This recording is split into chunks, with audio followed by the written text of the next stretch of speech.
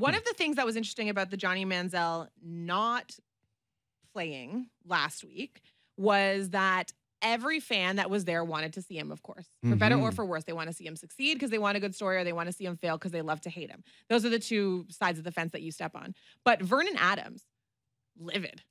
He came out and was talking to the media after the game and said, "I'm done with you fans. You guys are absolutely ridiculous. It's rude. It's disrespectful. You don't want to see me play." This is first start for the team, by the way, after getting traded from Hamilton to Montreal because Hamilton acquired Johnny Manziel. So not only did he get booted from his first team, he got an opportunity to start on a new team, and then got overshadowed by the same guy that he got booted for in Hamilton. So he's upset.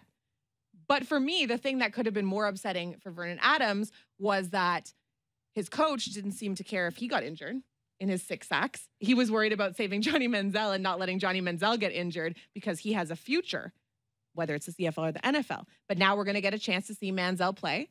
And I think it's exciting. And I think that he has an opportunity to revive his career at this time. Yeah, true. I mean, I agree. I feel bad for Vernon Adams Jr. I think he has a right to be upset because he was a sacrificial lamb. Like, let's be honest. He was a placeholder. He's been there for a month. So it's not like he knows the playbook in and out. Matthew Schultz was the starter. Johnny Manziel comes to town. All of a sudden, Matthew Schultz not starting anymore. I get that. But what did Vernon Adams Jr. do to leapfrog him? Oh, he plays the game a lot similar to Johnny Manziel does. They would run similar stuff. Schultz is a drop-back guy. Vernon Adams a lot more athletic, a lot of zone read stuff. So virtually, Vernon Adams, you're going to play for 1 week. You're going to be a prototype. So Johnny Manziel is basically watching from the sideline with VR goggles, seeing what the offense will look like with him in it, and you're going to be our sacrificial lamb. No issue in that. We just brought in a tackle who's been here for literally 1 practice. Our offensive line is already bad. So you can go out and get sacked 6 times because we don't care about your career. Just so Johnny, the investment, can have a good look. I think he has a right to not just be upset with those fans who are chanting, "We want Johnny" in 2 languages. I think he has a right to be upset with Mike Sherman. This is the second time he's been with that franchise. This is, and by my count, the second time he's been traded because of Johnny Manziel. He was removed from Saskatchewan because they got Zach Caleros, who was removed from Hamilton because of Johnny Manziel. Or the looming possibility of Manziel. And then obviously he was moved from Hamilton because of Johnny Manziel. So he should basically have a restraining order against the guy if I'm Vernon Adams Jr. So certainly I understand, one, why he said he didn't want to answer any questions about Manziel post-game, which does not stop us in the media. And 2, why he's upset that his career and his trajectory in the CFL has been put on the back burner just so the sideshow for some, that is Manziel, can continue. And Vernon Adams Jr., he apologized to the fans late last night saying, because he had to. Okay, that's fine. I'd be lying if I told you I know a lot about Vernon Adams Jr. and his career. Has he had an ample opportunity to succeed in the CFL? That was his 4th career start, so I would say no. He's been on 4 teams, and that was his 4th start. Right, but he's been on 4 teams because they see enough in him that he's not a guy that potentially they could see as a franchise CFL quarterback, hence why he's been shuffled around the league so much. So Vernon Adams Jr. needs to check himself a little bit because at least this guy's won a Heisman Trophy, and I know he has that checkered past off the field, but this guy's actually won a Heisman Trophy. He's played in the National Football League, and this guy has more pedigree than Vernon Adams Jr., hence why they traded all these assets to acquire this guy. I get the chip on his shoulder from Vernon Adams, but you need to know your place on the team. This guy's in here to not only sell tickets, but take us to where we want to go. So Vernon Adams, with all due respect, nobody knows who that guy is in Montreal. Nobody's going to go pay to see that guy. People want to see Johnny Manziel, and it is sort of a sideshow, but it is good for the league. This guy, and everything you hear from Johnny Manziel, he sounds sincere. He sounds like he's turned this new page in his life, and he wants to be that guy, and he wants to move forward, and they want to give him an opportunity. But Vernon Adams Jr., you're just the guy. You're just a guy. Sorry, you're just a guy. But as a competitor, you don't think to yourself, "Oh, well, I'm just a guy.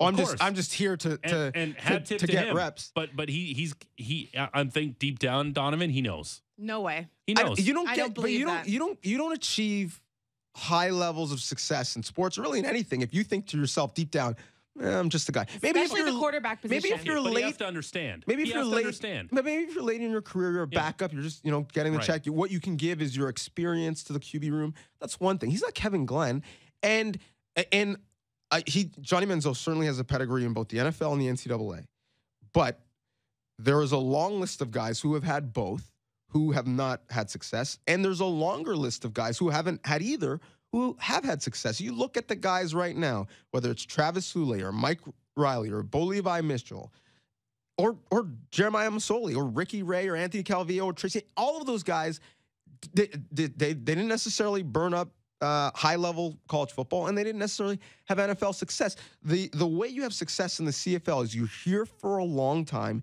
you learn, and you give the game and the position in this league the respect that it's due. And so I understand Vernon Adams Jr. saying, I've been here for a minute. I'm trying to do all those things that the current great CFL QBs are doing, and I'm not really being given that chance for a guy who's just being brought in here like Eric Crouch was before him.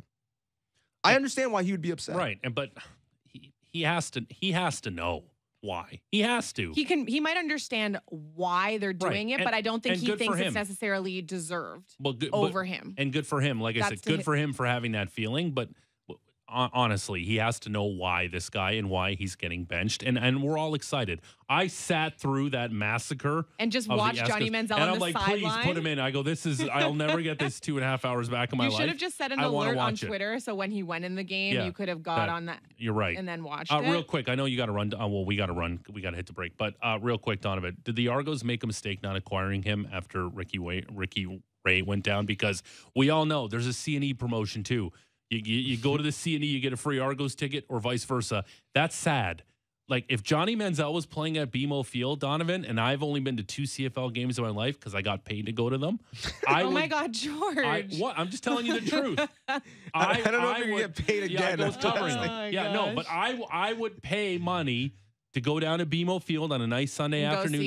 Johnny Manziel, because I'm interested. I would do that. Why the hell didn't the Argos acquire Johnny Manziel, especially after Ricky Ray went down? Because their head coach wasn't interested. Okay. Because they gave up capital, literally. They traded for who they thought their heir apparent is going to be in James Franklin. They liked, McLeod Bethel Thompson as a third string guy who they could project. And Johnny Manziel might be a quick fix as far as ticket sales for the next year and a half.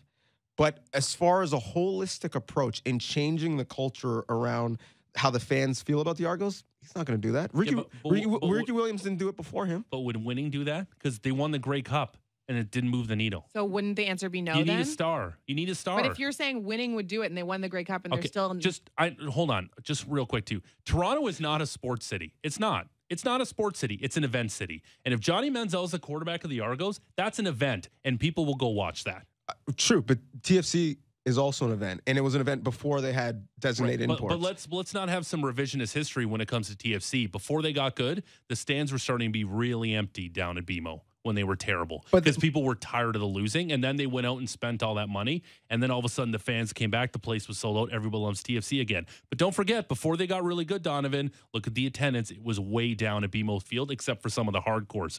You need something to draw people there, and Johnny Manziel would draw people down to BMO Field because this is an NFL city first, not a CFL city, and if Johnny Football's down there, I think people would go down to BMO. I don't disagree with anything you just said, but it would be a Band-Aid solution to what is a much bigger systemic issue. Right, which I don't know the answer. None of us know the answer. Well, no one's been able to figure it out right. in this city, so we'll see. Yeah, especially for a quarterback who has been open about not wanting to be in the league for a long time.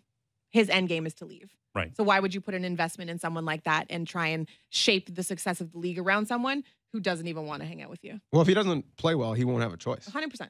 Right. Or he might not even be in the Or you could draw less than 10,000 fans down at BMO Field and pretend like everything's okay. And one of them won't be George unless he's working. That's right. Okay.